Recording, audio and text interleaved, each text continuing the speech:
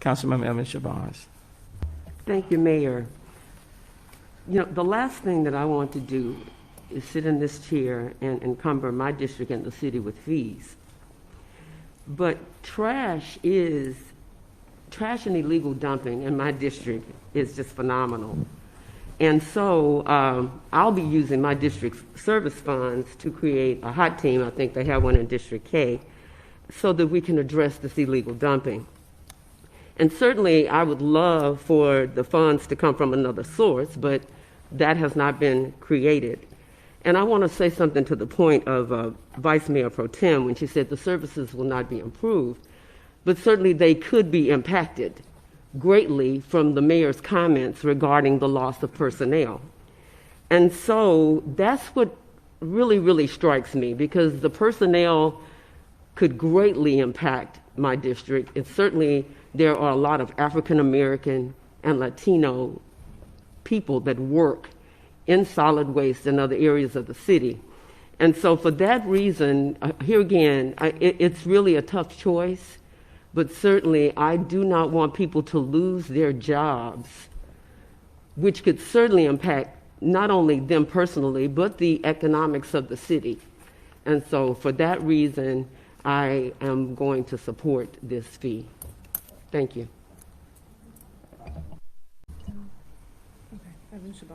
Councilman Evans-Shabazz. Thank you again, Mayor. You know, I want to say again that I had hoped that we could come up with another source, and I want to commend Councilmember Peck for her efforts. And I would be agreeable for people purchasing the cans from the city, not from any source, because any can will not facilitate the city services. But that's not the option that's on the table right now. Let me just say, and if Director Hayes wants to speak to that, you can certainly come around, Director Hayes, and speak to that. Okay, but that's not the option that's on the table right now, and you just indicated that at some point we may go back and revisit that.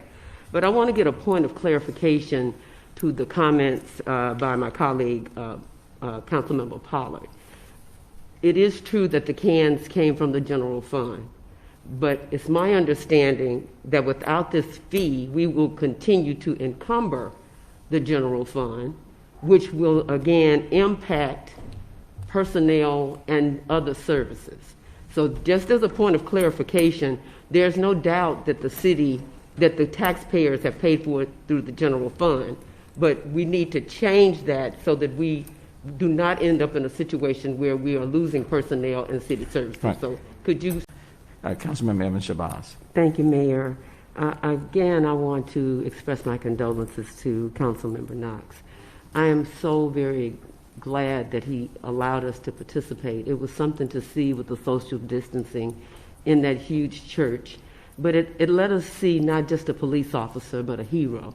Yes. And so certainly I want to thank William Paul. He certainly coordinated the ribbons and the bands, and as well as Chief of Staff Marvelette Hunter for coordinating us to get to those services, and I'm very thankful for that.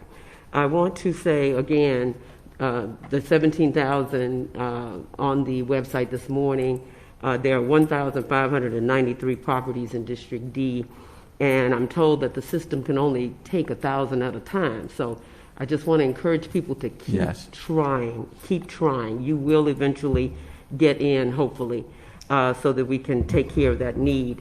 I want to say that District D will have another grab and go, which will be again at Cassie's Kitchen, which is 4515 Maury. That will be on Monday. And I want to thank Cassie Cornish, the owner of Cassie's Kitchen, and Concrete Pros for their sponsorship. It was a great event before. We anticipate the same. And on yesterday, the residents of the 3rd Ward had access to the COVID mobile testing unit at the 3rd Ward Multi-Service Center, and thank you to everyone involved in that. And then we had our a District D constituent, Mr. Jonathan Howard, who I've mentioned to you before, who was my guest on our Facebook Live. He did our story time, which we do on Tuesdays at 6 for our children.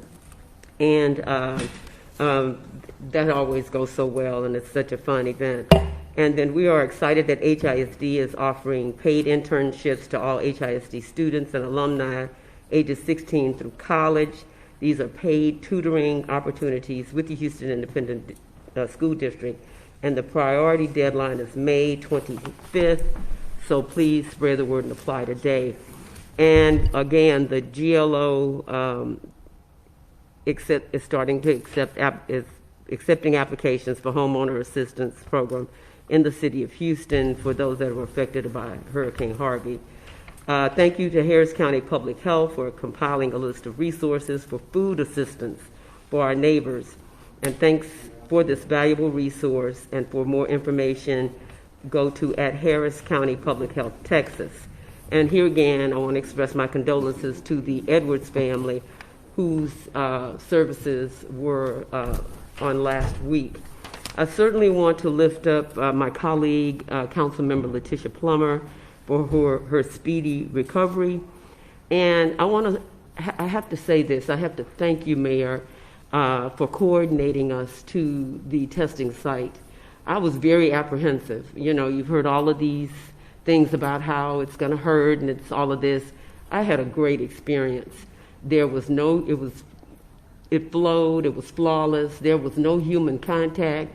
You know, I was able to administer the test myself, and so I deeply appreciate the opportunity to do that for me and my staff. And I want to say one thing in closing. District D constituents, we are long-winded, so do not think that the census is over because you are at the top right temporarily. So just be mindful that we are long-winded and we are finishers in District D. And so take the census. That's a challenge. No, that's a challenge. You know, Jack Yates High School all through and through. And here again, and my condolences to the Davila family as well. And thank you so much, Mayor. Thank you.